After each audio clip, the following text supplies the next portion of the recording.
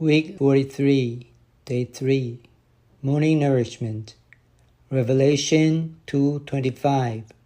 Nevertheless, what you have hold fast until I come. Revelation 3:11. I come quickly. Hold fast what you have, that no one take your crown. The churches in Revelation 2 and 3 were 7 actual churches in Asia Minor. At that time, there were many churches in Asia Minor, but God chose only 7 for prophetic representation.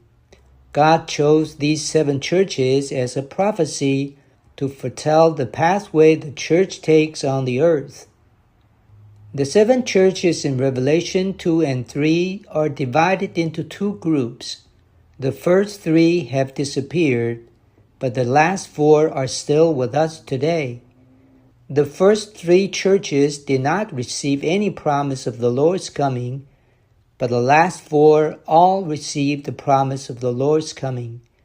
They will surely remain until the Lord Jesus comes again. Today's reading. The first is Ephesus. The church in Ephesus refers to the period of church history during the end of the 1st century when the book of Revelation was written. When John wrote the book of Revelation, the condition of the church was like that of the first church, Ephesus. The second church is Smyrna. The church in Smyrna is a picture of the condition of the church under 10 periods of persecution in the Roman Empire from the 2nd century after John's death to the early part of the 4th century. During this period of time, the church suffered great persecution. The third church is the church in Pergamos.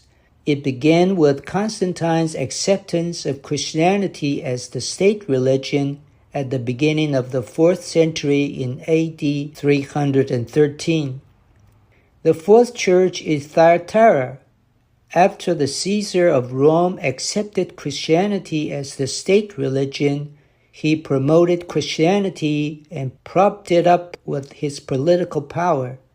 Prior to this, the Roman Empire exercised its political power to suppress Christianity.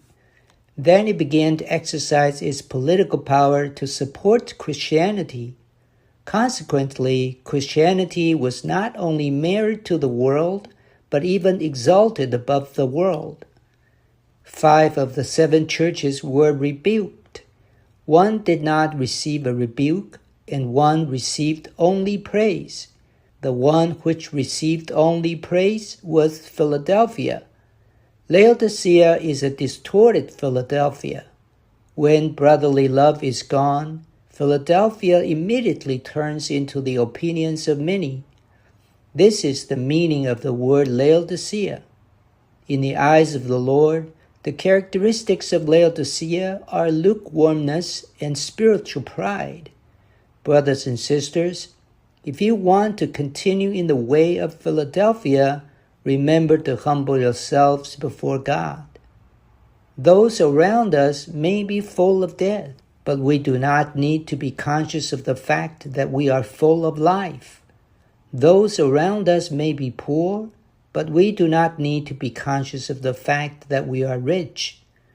Those who live before the Lord will not be conscious of their own riches. May the Lord be merciful to us that we may learn to live before Him. Laodicea means to know everything, but in reality to be fervent about nothing. In name it has everything, but it cannot sacrifice its life for anything. It remembers its former glory, but forgets its present condition before God.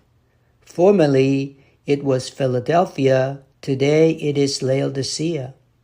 Today, every child of God has to choose the pathway he should take with regard to the church. We must learn to stand on the ground of Philadelphia, always keep the Lord's word and never deny His name. Hold fast the brotherly stand and never be proud. Once you are proud, you become Laodicea and are no longer Philadelphia. Which way do you want to take? May God bless his children, and may the brothers take the upright path with regard to the church.